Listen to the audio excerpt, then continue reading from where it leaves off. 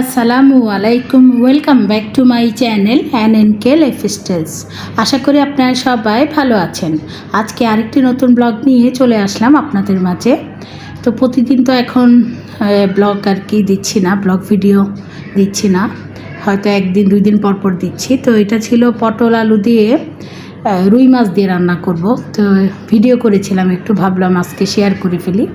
তো এখানে মা সুন্দর একটা বড় সাইজেরই ছিল রুই মাছ কেটে আর কি নিয়ে এসেছিলেন। তো পেটিগুলো আলাদা পিস ছিল, আর যেগুলো গজের পিস ছিল, তারপরে লেজ মাথা সবগুলোই আমি সুন্দর করে ক্লিন করে ধুয়ে, তো এখন মানে যেগুলো আর কি দিয়ে রান্না করব সেই পিসগুলো ভেজে ফেলবো। আর পটল আলু দিয়ে ইলিশ মাছ দিয়ে রান্না করলে আমার কাছে বেশি ভালো লাগে, তবে আজকে রুই মাছ দিয়ে রান্না করেছি, বেশ ভালো লেগেছে। তো পটল যেহেতু একটু ফ্রেশ ছিল, তো পটলের যে খোসা ওটার কিন্তু আমরা ভর্তা করে খাই। তো আজকে কিন্তু আমি যে ছোটো ভাই যে মিক্সচার গ্রাইন্ডার মেশিনটা আর কি গিফট করলো, ওইটাতেই আর কি ভর্তা করব, পটলের খোসার ভর্তা। তো প্রথমে আমি এই যে পটল আলু কেটে তারপরে মাছ ভেজে তরকারিটা বসিয়ে দিয়েছি, হয়ে গিয়েছে। বেশ বড় পাতিলেই রান্না করেছি, বেশি করেই রান্না করলাম। সেই সাথে পটলের যে খোসা ওটারও ভর্তা করব।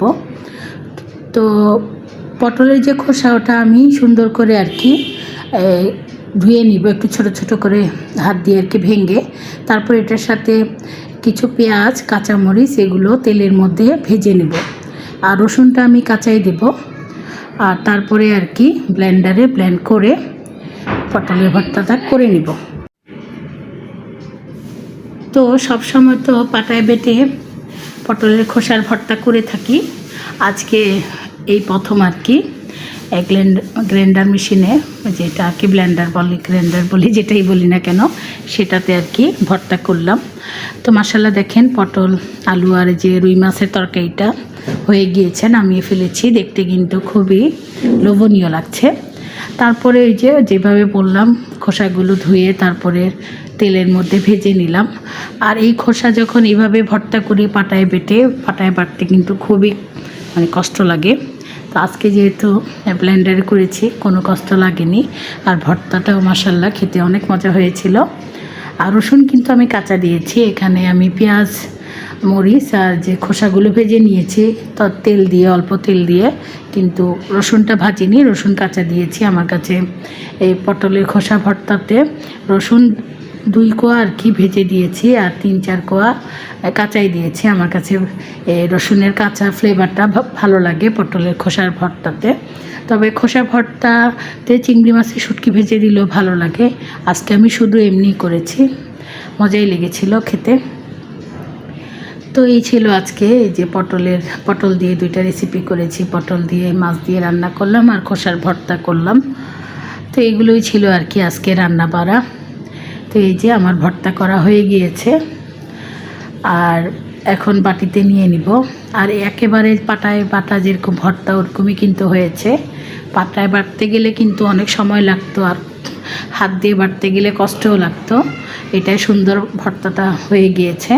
তো এখন থেকে ভাবছি এইভাবেই আর কি ভর্তা যখন খেতে ইচ্ছা করবে এইভাবেই এই গ্রাইন্ডার মেশিনেই এই ভর্তাটা করে খেয়ে নিব। তো যাই হোক, এগুলোই ছিল আজকে রান্না বাড়া। তো বিকেলবেলা আজকে মজার 2টা বিস্কিট দিয়ে আর কি 2 রকমের বিস্কিট দিয়ে চা খেয়েছিলাম। তো এই বিস্কিটগুলো আমাদের এখানে হক বেকারি আছে, ওই বেকারির দোকান থেকে সব সময় আর কি ভাইরা নিয়ে আসে। এবার মেজো ভাই নিয়ে আসলো, একটা ছিল সল্টেজ বিস্কিট আর একটাতে তিল দেওয়া মিষ্টি ছিল। তো এই 2 ধরনের বিস্কিট নিয়ে এসেছে। তো আজকে ভাইয়ের মেয়েকে বললাম সুন্দর করে 1 কাপ দুধ চা তৈরি করে দেওয়ার জন্য, মিষ্টিটা একটু কম দেওয়ার জন্য, কারণ চায়ে আমি মিষ্টি একটু কম খাই, না হলেও চলে, এমনিও খেতে পারি। তো মজা করে চা দিয়ে এই যে বিস্কিট চুবিয়ে আজকের সন্ধ্যার নাস্তা করেছিলাম। ভিডিওটি ভালো লাগলে অবশ্যই লাইক দিবেন, কমেন্টস করবেন। তো সন্ধ্যা চা খেতে খেতে আমি আপনাদের কাছ থেকে বিদায় নিয়ে নিচ্ছি। আজ তাহলে এই পর্যন্তই, দেখা হবে ইনশাল্লাহ পরের কোনো ভিডিওতে। আপনারা সবাই ভালো থাকবেন, সুস্থ থাকবেন, সবাই আমার জন্য দোয়া করবেন। আল্লাহ হাফিজ।